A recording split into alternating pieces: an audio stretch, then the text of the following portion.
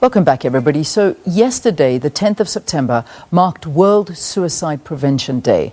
Suicide has certainly been in the spotlight due to the COVID-19 pandemic. It has seen people lose loved ones, the loss of income, the loss of social standing, to name just a few issues arising from this. According to the Liberty COVID-19 Trends Report, the national lockdown has indirectly resulted in increased depression, anxiety, and suicidal thoughts among South Africans. The South African Depression and Anxiety Group, that's SADAG, reports that call volumes have more than doubled since the beginning of the lockdown, from 600 to 1,200 to 1,400 calls per day. Let's discuss this issue further with Dr. Dominique Stott, who is Liberty's Chief Medical Officer. Good to have you, Dr. Stott. Thanks very much for being with us. Hello, Leanne. Thanks for the introduction. So, talk to us a little bit more about this COVID-19 Trends Report. How does it come about to be compiled, and how did you deduce that suicide and depression are very, very serious issues through this? Well, this report we asked to be put together because we wanted to see what the short and the long-term indirect and direct effects of the pandemic were likely to be. Because in an insurance world, obviously, it's all around predictions, it's all around what's coming next based on what's gone already. So the people who put this report together went to global surveys and sites and data that had already been carried out. And this biopsychosocial data was then crystallized. And we got some very interesting insights from that. And surprisingly, mental illness in its various shapes and forms came up as a very significant consequence, indirectly, more than directly, but certainly in the shorter term. And this is what we are actually seeing now, because we are still in the shorter term effects.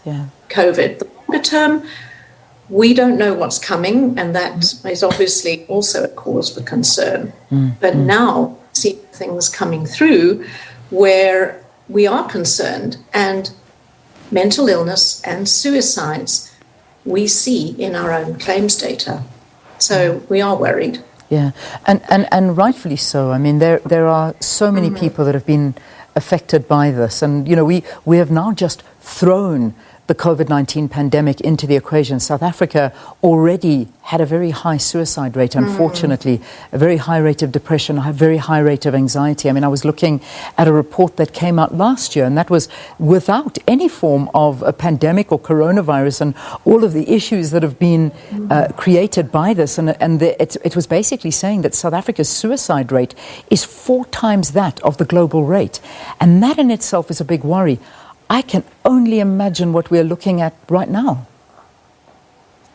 You know, the suicide rate in South Africa is surprisingly high because you'd think that we have a health service which is available. It's not the world best, but there are health services available for people who have in the past been struggling with mental health issues. But, you know, when you consider suicide as the 3rd highest cause of unnatural death in South Africa, that's enormous, behind murders and accidents. And approximately 8,000 people a year prior to COVID had a completed suicide. These are tragedies that played out before, never mind now, with the ongoing effects of COVID. Yeah, and that is something that, you know, I shudder to think what those numbers will be looking like, because there was, I think, where we were sitting was that self-harm or taking one's own life. Yes. I think there were about, on average, 18 per day. That was last year, not this year. So it is something not that... this year. Yeah, not this year. And I mean, when we talk about some of the effects thereof, and a lot of it is a financial problem, a lot of it is the anxiety. And, you know, we're talking to the fact that the COVID numbers are looking better, but, you know, there's still that uncertainty. There is still the fact that there is the unknown sitting around the corner that we just don't know where we're going, because there is so much unknown about this particular virus, and also jobs. As companies start opening up, getting back, they're looking at the numbers, they're looking at the bottom line, and then we're going to start seeing even more purging of employers. And this is a big, big problem. Financial effects, is that one of the biggest problems that you see why people go this route? Financial, because of unemployment. We are seeing stress coming through from not only being unemployed, but being employed has its own stresses, which cause people to have various forms of mental health problems. But there are other things that have come through that lead to mental health problems that we had never thought of, but which the report brought out, which are the psychological effects, such as lack of contact with people, loneliness leading to a form of skin hunger, for example, which is something that has been described, where human beings are naturally pack animals. So we thrive on human contact because human contact leads to the good hormones being released and keeping mood stable. During the lockdown period, this was not possible in many circumstances. So that was one of the after effects that was predicted and has come about, is that mental health due to that period of isolation has increased. There was also, though, during the lockdown, this whole emotional contagion effect where emotions are catching, and people will mimic emotions that they see going on around them. And social media had a big role to play there, not necessarily in a good way always. People would read sites, they would think the end of the world is nigh, and they would be panicking. And that is bound to cause anxiety and then eventually depression, especially in people who are vulnerable. So it was, I think, hard to maintain a balanced mental health perspective. People weren't advised to read the right sites. Reading the wrong kind of media sites fake news as well. Fake news is a problem. Yeah, it is a very big problem, and it causes unnecessary anxiety and worry amongst people, and there's that fear of what's going to happen. You know, you brought on an emotion. I actually had tears welling up in my eyes as you were speaking, because you said something that skin hunger. Yeah, I remember the first time when I actually saw my parents. Now, during the lockdown, level 5, we weren't allowed to see anybody, and they were locked down, we were locked down, weren't able to see anyone. We started slowly opening up, and I remember seeing my parents and wanting to hug them and not being able to. Now that killed me, and I can only imagine what it was like and what it still is like, because there are many corporates and businesses that have said, no, well, you're not coming back to the office, you're working at home. There are some people that are all alone in this world, and the only contact that they do have is when they do go into an office and they are with people, and that's where they come interaction. As you say, we're pack, almost like pack animals. We need to be with other people. Does this have a long-term effect on one's mental health, all of this alone time and this pressure we're having? It does have a long-term effect. I think to go back just quickly to the reason and the rationale for doing the lockdown was to save us from infection.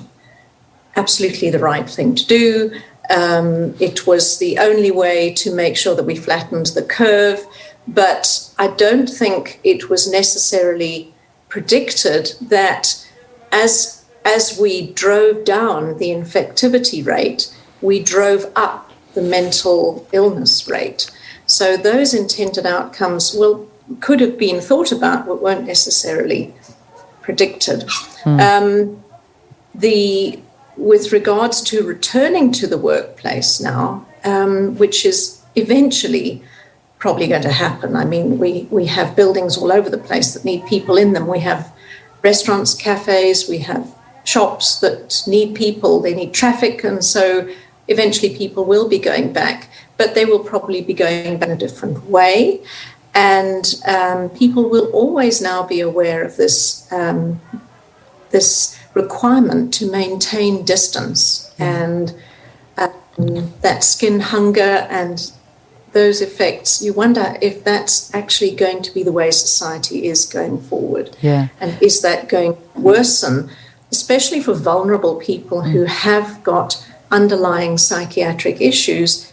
Is this going to be a problem for them? Indeed. Probably. Quite interesting what you pick up in the study, which we haven't actually touched on, is that through this, we've seen that some of the negative effects of the lockdown are gambling addictions. Can you elaborate on this? I mean, I wonder what you mean by this, and I suppose maybe other bad habits that have been picked up during this time. It's an effect of being on your own, and it goes along with eating too much, drinking too much, substance abuse, these kind of things that people do when they get lonely, they get bored, they sit on their own, the gaming addiction.